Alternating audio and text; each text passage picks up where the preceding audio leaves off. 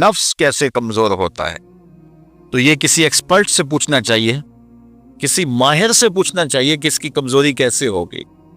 हमारी बदनी अमराज के लिए या सेहत के लिए हम जो बदन के माहिरीन हैं, तिब्बी माहिरीन हैं, उनसे पूछते हैं।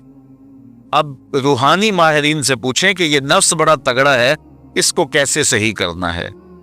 अल्लामा इकबाल अलैह रहमा जिस शख्स को अपना मुर्शिद मानते हैं और कहते हैं मेरी अंदर की बीमारियों का इलाज जिस शख्स ने किया है वो मुल्ला जलालुद्दीन रूमी है। तो जलालुद्दीन रूमी एक मुआलिज का पता देते हैं। बाज़ औक़ात हमें कोई मसला होता है तो हम किसी अपने डॉक्टर दोस्त से पूछते हैं कि यार आपकी नज़र में कौन सा अच्छा डॉक्टर है जो हमारे इस मर्ज के लिए हो, कि डॉक्टर आगे जिस डॉक्टर का पता बताएगा फिर वो बाकमाल ही होगा ना। तो आम आदमी को हो सकता है किसी अताई का पता बता दे, वो कहता है मुझे फलां जगह से दम करवा, मुझे इससे दाम आ गए, तो हम दम करवाने भाग जाएंगे। ये ऐसे ही होता है ना कि लोग वक्त ज़ाया कर देते हैं इन चक्करों के अंदर और बीमारी के मुंह में। वक्ती तौर पे थोड़ा सा नफसियाती तौर पे वो ठंडे हो जाते हैं, जब उन्हें कोई दम शम हो जाता है तो वो कहते हैं ना मैं ठीक हूँ, लेकिन बीमारी अंदर फैलती रहती है, वो डॉक्टर के पास जाते नहीं प्रॉपर, और फिर बीमारी इतनी फैल जाती है फिर इलाज नहीं होता। तो जब वो थोड़ा सा उनको रिलीफ मिलता है उनके नफ्सियात की वजह से तो वो शोर करने लग जाते हैं मैं बड़ा बेहतर हो गया हूँ, और औरतें कहती हैं भैना मैं तो ठीक ही हो गई। तो वो नतीजा क्या होता है कि बीमारियां फैलती हैं और बाकी लोग भी इस तरह चल पड़ते हैं। तो ये एक अजीब रंग और अजीब ढंग होता है। तो ये बात जहन में रखें कि जब किसी भी बीमारी के हवाले से माहिर से पूछा जाए तो वो सही मशवरा देगा। आम आदमी अपने अंदाज से बात करते हैं, तो किसी डॉक्टर से पूछें कि जनाब इस शुबे का डॉक्टर क्या, तो वो सही डॉक्टर बताएगा। अब माहिर से पूछा गया, माहिर भी कौन है? जिसको इकबाल ने भी अपना मुर्शिद माना, और इकबाल ने जिसको अपना मुर्शिद माना वो मुर्शिद ही होगा ना। अल्लाह अकबर। तो वो इकबाल फरमाते हैं एक मुर्शिद का पता देते हैं अल्लामा रूमी का, और रूमी आगे एक मुर्शिद का पता देते हैं। हफ्त शहरे इश्क रा अत्तार गश्त माँ हनूज अंदर खमे यक्कू चाम। शेख फरीदुद्दीन अत्तार के बारे में हजरत रूमी कहते हैं कि ये वो शख्स है कि जो इश्क के सातों शहर घूम चुका है, और हजरत रूमी कहते हैं कि मैं पहले शहर की पहली गली के कोने पे खड़ा हूं। अब शेख फरीदुद्दीन किस मर्तबे के शख्स हैं? तो उनसे पूछिए कि आप माहिर हैं, इकबाल का मुर्शिद भी आपकी दहलीज पे खड़ा है, तो आप बताइए ये नफ्स का इलाज क्या हो। तो शेख फरीदुद्दीन फरमाते हैं आओ मैं तुम्हें बताऊं इस नफ्स का इलाज कैसे करना है। क्योंकि ये नफ्स का इलाज इन लोगों के पास है। बाज फकीरां किसे नहीं मारिया, बाहू जालिम चोर अंदर दाहू। ये इन लोगों का ही काम है कि इसका इलाज करें। तो शेख फरीदुद्दीन फरमाते हैं नफ्स नतवा कुश इल्ला बासे चीज बात गोयम यादगीरश ए अजीज। नफ्स नहीं मरता, लेकिन अगर तेरे पास 3 असले मौजूद हैं तो फिर इसको काबू करना मुश्किल भी नहीं है। वो 3 असले कौन से हैं जरा तो सुन लीजिए, और इस नीयत से सुनिए कि हम इस माह सियाम में इस पर अमल करेंगे और अपने नफ्स पे काबू पाने की कोशिश करेंगे। क्योंकि ये तकरीर महज तकरीर नहीं होनी चाहिए कि मैं आके हर साल कोई बात सुना दूं और आप हर साल सुन लें, तो इससे क्या फ़ायदा होगा अगर हम अमल नहीं करेंगे। तो इस नीयत के साथ सुने कि ये एक माहिर रूहानियात के माहिर ने हमें ये मशवरा दिया है कि अपने नफ्स का इलाज कैसे करें। तो कहते हैं नफ्स नहीं मरता मगर 3 असले हों तो ठहरता भी नहीं है। पहला असला खंजर खामोशी, खामोशी का खंजर। दूसरी बात शमशीर जू, भूख की तलवार। और तीसरी बात नेज़ाए तन्हाई और तरके हुजू, और एक तन्हाई का नेज़ा। कहते हैं 3 असले अगर तुम्हारे पास हैं तो ये नफ्स काबू में आ जाएगा। उसका पहला नुस्खा क्या है? खामोशी का खंजर। आप जब खामोशी इख्तियार करेंगे, जुबान को सिर्फ ज़रूरत के लिए इस्तेमाल करेंगे, तो फिर नतीजा क्या होगा कि आपके गुनाह बहुत कम होंगे, झूठ कम होगा, गीबत नहीं होगी, बहुतान तराशी नहीं होगी, दीगर आमाल जो जुबान के ज़रिए से सादर होते हैं और हम गुनाहों में इजाफा करते चले जाते हैं। तो जुबान को अगर कंट्रोल में कर लेंगे, अल्लाह अकबर। हुजूर अलैहिस्सलातु वस्सलाम ने जुबान के कंट्रोल करने की तलकीन की, और ये बगैर हड्डी के गोश्त है, इसको संभाल लिया जाए। 32 दांतों में जकड़ के रखी गई जुबान है, लेकिन ये फिर भी काबू में नहीं रही। اس کو کنٹرول میں کر لو، اس کو قابو میں کر لو۔ ایک روایت میں آتا ہے جب صبح ہوتی ہے تو سارے اعضائے بدنیاں زبان کے آگے ہاتھ جوڑتے ہیں کہ بی بی تو نہ کچھ کرنا، تیری وجہ سے ہم سزائیں کاٹیں گے اور اذیتیں پائیں گے۔ تو زبان کو قابو میں کرنا، اور اس کا علاج کیا ہے؟ خاموشی۔ من صمت نجا، جو خاموش ہوا وہ نجات پا گیا۔ خنجر خاموشی، خاموشی کا خنجر ہو تو نفس کے لیے بہت بڑا بار ہے۔ دوسری بات، شمشیر جو، بھوک کی تلوار۔ بھوک کے ذریعے نفس کشی ہوتی ہے۔ نفس کا مقابلہ بھوک سے ہم کر سکتے ہیں، کیونکہ جب بھوک ہوگی تو اس وقت بہت ساری خواہشات جو ہیں وہ دم توڑ جائیں گے۔ اللہ کے محبوب علیہ السلام کا ایک فرمان سنو، بالخصوص نوجوانوں کے نام، یا معاشر الشباب من استطاع منکم الباء فلیتزوج فإنه اغض للبصر واحسن للفرج فمن لم يستطع فعليه بالصوم فإنه له وجاء۔ فرمایا اے جوانوں کے گروہ، تم میں سے جو نکاح کرنے کی طاقت رکھتا ہے وہ دیر نہ کرے، جلدی نکاح کر لے۔ کیوں کہ نکاح نگاہ اور پارسائی کی جگہ کا محافظ ہے، تمہاری نظر کو بھی محفوظ کرے گا اور تمہاری پارسائی، تمہاری عصمت کے جوہر کو بھی محفوظ کرے گا۔ تو اگر کسی کے پاس استطاعت ہے تو وہ نکاح کرنے میں دیر نہ کرے۔ فَإِن لَمْ يَسْتَطِعْ، اور اگر کوئی طاقت نہیں رکھتا، اس کے حالات ایسے نہیں ہیں کہ وہ نکاح کر پائے، فَعَلَيْهِ بِالصَّوْمِ، تو فرمایا وہ کثرت کے ساتھ روزے رکھے۔ فَإِنَّهُ لَهُ وِجَاءٌ، روزے اس کے لیے قاطع شہوات ہیں اور اس کی مشکلیں آسان کرنے والے ہیں۔ تو نوجوانوں کو اگر استطاعت نصیب ہو جائے تو وہ شرم نہ کریں، وہ نکاح کی طرف بڑھیں تاکہ ان کی عصمت کے جوہر کی حفاظت ہو سکے۔ لیکن کسی وجہ سے نکاح میں تاخیر ہے تو پھر وہ کثرت کے ساتھ روزے رکھیں۔ روزوں کی کثرت گناہ سے، شہوات سے، برائی سے، گناہوں سے انسان کو بچاتی ہے۔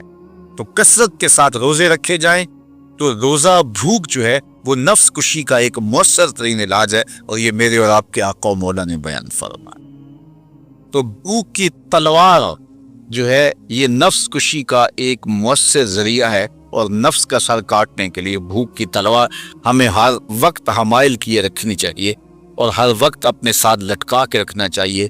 کثرت کے ساتھ ہمیں روزے رکھنے چاہیے۔ تیسری بات فرمایا نیزہ تنہائی، تنہائی کا نیزہ۔ جب آپ عمومی طور پہ مجلسی زندگی میں ہوں گے تو بہت ساری خطائیں اور بہت سارے گناہ مجلسی زندگی میں آپ سے سرزد ہوں گے، تو جب آپ تنہائی اختیار کر لیں گے تو بہت سارے گناہوں سے بچ جائیں گے۔ حضرت شاہ نقشبند بخاری علیہ رحمہ فرماتے ہیں کہ فقیر کے لیے سب سے بہتر جگہ اللہ کا گھر مسجد ہے، یا پھر کامل شیخ کی صحبت ہے، یا پھر تنہائی ہے۔ چوتھی جگہ سوائے ہلاکت کے اور کچھ نہیں ہے۔ العافیت فی العزلہ، عزلت میں، تنہائی میں عافیت رکھی گئی ہے۔ اس لیے اپنے آپ کو ایسے ہجوم میں، ایسی جگہوں پہ لے جانے سے روکیں، اپنے آپ پر ضبط کریں جہاں نظر پاک نہیں رہتی، جہاں خیال کی پاکیزگی کا سامان نہیں رہتا، اور جہاں آپ کی جو ہے وہ آپ کی زبان محفوظ نہیں رہتی۔ دوستوں کے ساتھ بیٹھیے، آپ عزیزوں رشتہ داروں کے پاس جائیے، ضرور ملاقات کیجیے، لیکن اس کا ایک اعتدال ہونا چاہیے۔ اگر آپ سمجھتے ہیں کہ کسی جگہ جاتے ہوئے، کسی جگہ پہنچ کر آپ کی نظر میں پاکیزگی نہیں رہے گی، خیالات میں گندگیاں گردش کرنے لگ جائیں گی، سوچوں میں آوارگی آنے لگ جائے گی، تو وہ شادی کی تقریب ہو یا کوئی اور تقریب ہو، وہاں جانے سے اپنے آپ کو روک لیں، کیونکہ وہاں جا کے آپ اپنا کوئی فائدہ نہیں کر رہے، اپنا نقصان کرنے جا رہے ہیں۔ تو جہاں آپ کو یقین ہو کہ آپ وہاں اپنے آپ کو بچا نہیں پائیں گے، اپنی حفاظت نہیں کر پائیں گے، تو وہاں سے تنہائی بہتر ہے، وہاں سے عزلت بہتر ہے۔ تو یہ تین چیزیں ہم اگر کر لیں تو یہ نفس کشی کا ایک مؤثر ذریعہ ہے۔ اب ماہ صیام کے اندر اللہ تعالیٰ یہ تینوں چیزیں ہمیں نصیب کرتا ہے۔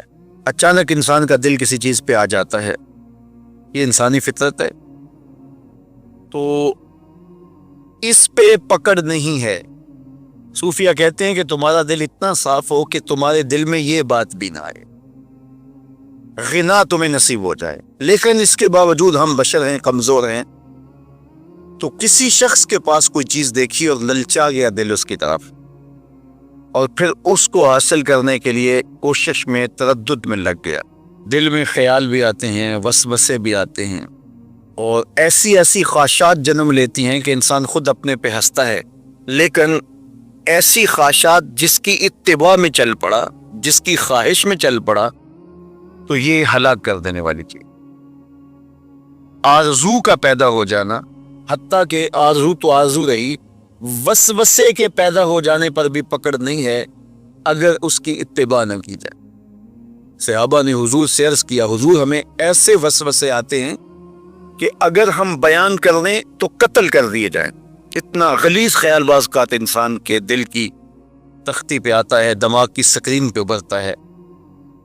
تو فرمایا کہ تم کیا کرتے ہو؟ تو انہوں نے کہا کہ ہم اس کو جھٹکنے کی کوشش کرتے ہیں۔ جب اس طرح کا کوئی خیال آتا ہے تو بندہ اس کو جھٹکتا ہے، دور کرتا ہے، اور بندہ خوف زدہ ہوتا ہے اور اللہ کی پناہ میں آتا ہے، اور اس کی ایک حالت ہوتی ہے۔ تو اس حالت کا انہوں نے ذکر کیا کہ ہم تو پھر یہ کرتے ہیں۔ تو فرمایا کہ ذالک صریح الایمان، یہ تمہارے واضح ایمان کی علامت ہے کہ اس وسوسے کے بعد جو تمہاری طبیعت میں بے چینی اور بیزاری پیدا ہوئی، اور اس کو دھکیلنے کے لیے، اس کو خیال سے ہٹانے کے لیے، اس کو تصورات سے دور کرنے کے لیے جو تم نے کوشش کی، یہ تمہارا ایمان تھا جو کھڑا ہوا، اور تم اس سے بچنے کی کوشش کرتے ہو، تو یہ تمہارے ایمان کی علامت ہے۔ تو خالی وسوسہ اگر کتنا ہی غلیظ کیوں نہ ہو، اگر اس وسوسے کو خیال کا حصہ بنا کے اس سوچ کو لذت کا سبب نہ بنا لیا جائے، حتیٰ کہ غیر محرم کے اوپر آپ کی نظر پڑ گئی، تو فرمایا النظرۃ الاولی لک والثانیۃ علیک، جو پہلی نظر تجھے حاصل ہوئی تو وہ تیرے لیے ہے، لیکن اگر تو نے نظر کا تتبع کیا اور پھر تیری نظر نے دوبارہ پیچھا کیا تو وہ تیرے اوپر وبال بن جائے گی۔ تو خواہش کا، وسوسے کا، اور کسی ایسی چیز کا دل اور دماغ کی سکرین پہ ابھرنا اور خیال پیدا ہو جانا، یہ کوئی بات نہیں ہے۔ انسانی زندگی کے اندر کتنے ہزار خیالات جو ہے وہ انسان کے دماغ میں جو ہے وہ پیدا ہوتے ہیں، اور پیدا ہو کر کے مٹتے ہیں، پھر نئے پیدا ہوتے ہیں۔ کبھی بھی انسان کا دماغ خالی نہیں رہتا، ہر وقت سوچتا ہے۔ آپ اگر یہ طے کر لیں کہ میں کچھ نہیں سوچنا، تو یہ سوچ رہے ہوں گے کہ میں کچھ نہیں سوچ۔ یہ کبھی ہو نہیں سکتا کہ آپ کا دماغ ہو اور اس کے اندر جو ہے وہ کوئی خیال نہ چل رہا ہو۔ ہزاروں لاکھوں خیالات کا ایک ہجوم گزرتا ہے، تو انسان کا دل، دماغ اس طرح بھاگتا ہے۔ آپ اچھے لوگوں میں رہیں گے تو خیالات پاکیزہ ہوں گے۔ دیکھیے، آپ گندگی کے ڈھیر سے گزر رہے ہوں گے تو خیالات اسی طرح کے ہوں گے نا، اور اگر پھولوں کی روش سے گزر رہے ہوں گے، صحن چمن سے گزر رہیں گے تو خیال اس طرح کے ہوں گے نا۔ آپ جو ہے وہ کسی بازار سے گزر رہے ہوں گے تو خیال اس طرح کے ہوں گے، اور مدینے کی گلی سے گزر رہے ہوں گے تو پھر خیال اسی طرح کے ہوں گے نا۔ اس وقت آپ کے خیالوں کی دنیا کسی اور جہاں میں آباد ہے، اس لیے کہ آپ رسول اللہ کا فرمان سن رہے ہیں۔ لیکن اگر آپ کے سامنے کو گویا غزل گا رہا ہو تو پھر خیال کی وادیوں میں بھٹک کے کہیں آپ اور کھڑے ہوں گے۔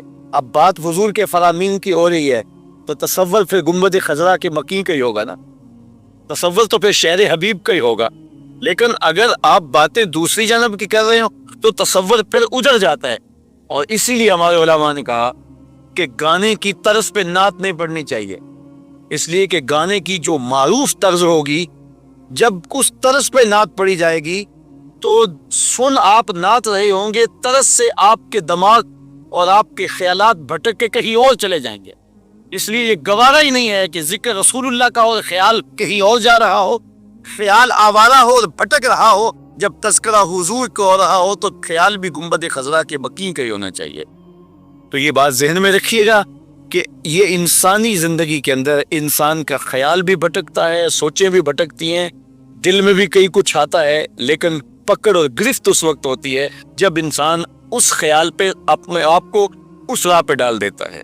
لالچ کا پیدا ہونا بھی شریعت میں ماخوذ نہیں ہے، وہ تمہارے لیے جو ہے وہ وبال تب بنے گی جب تم اس کی اتباع کرنے لگ جاؤ گے، اس خواہش کے پیچھے لگ جاؤ گے۔ سے لوامہ، اور قسم ہے ملامت کرنے والے نفس کی، اس جان کی قسم جو اپنے اوپر ملامت کرے۔ انسان کے اندر جو نفس ہے وہ اس کو برائی کا حکم دیتا ہے،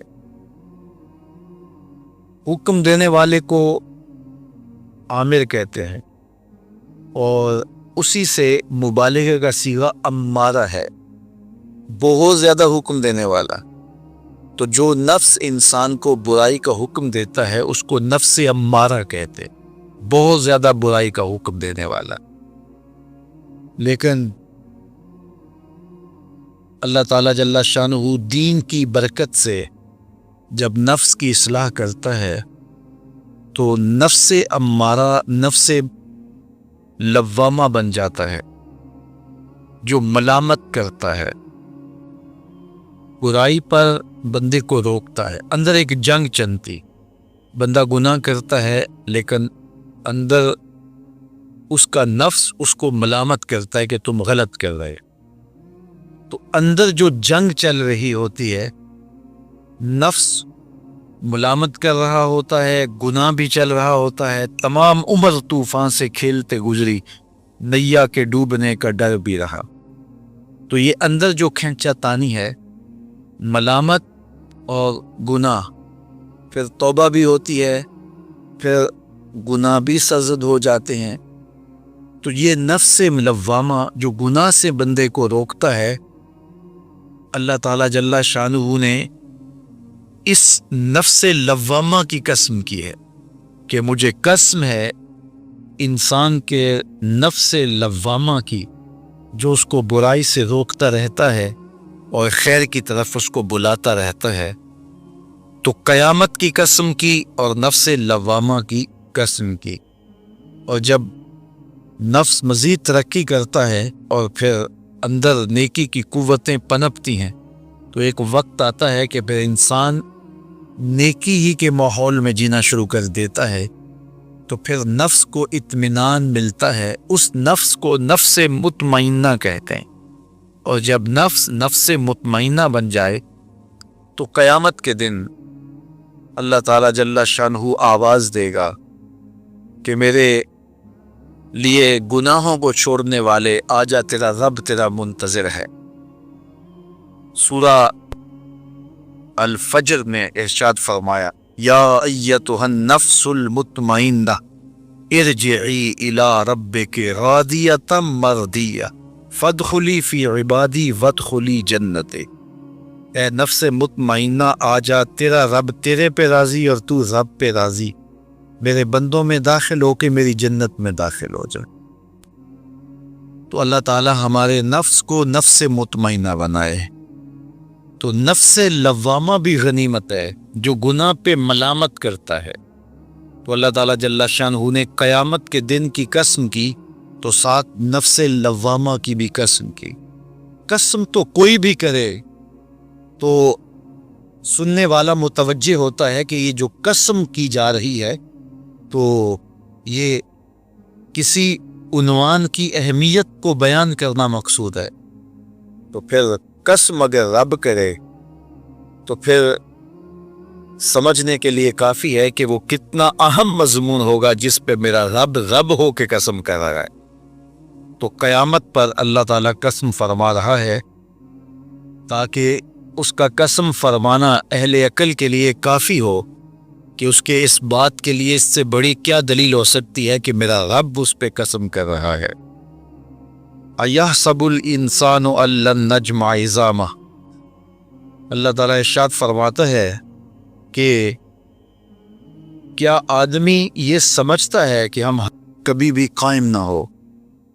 تو بے لاگ احتساب کا وہ کبھی بھی رواج نہیں پڑنے دیں گے۔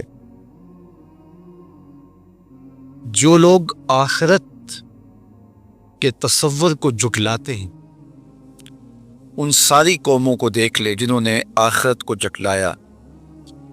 وہ قومیں ہیں جو برائی میں لت پت تھی اور گناہوں بھری زندگی بسر کر رہی تھی۔ اب ایسی قومیں کبھی پسند نہیں کرتی کہ کوئی آخرت بھی ہو جس کا خوف انہیں گناہوں کی اور بدیوں کی زندگی سے نکالے، چونکہ وہ اس زندگی سے نکلنا ہی نہیں چاہتے، تو آخرت کا وہ ڈٹ کے انکار کرتے۔ قریش مکہ نے بھی آخرت کا ڈٹ کے انکار کیا اور کہا کہ ہم آخرت کو نہیں مانتے، چونکہ اگر وہ آخرت کو مان لیتے ہیں تو پھر زندگی کی تمام تر مکاریاں، دجل و فریب، تلبیسات، لوٹ مار، ظلم و جبر جو کمزوروں پر وہ روا رکھے ہوئے تھے، اس کا جواز باقی نہیں رہتا تھا، تو اس لیے انہوں نے اس کا ڈٹ کے انکار کیا۔ قرآن مجید کی جتنی بھی مکی صورتیں ہیں ان میں آخرت کا اس بات کیا گیا ہے اور معاد کو ثابت کرنے کے لیے دلائل دیے گئے ہیں۔ یہ سورہ القیامہ یہ بھی سورت نزول کے اعتبار سے مکی ہے۔ سورت کا آغاز قسم سے کیا جا رہا ہے، لا اقسم بیوم القیامہ، روز قیامت کی قسم یاد کرتا ہوں۔ اللہ تعالیٰ نے قیامت کے دن کی قسم کی۔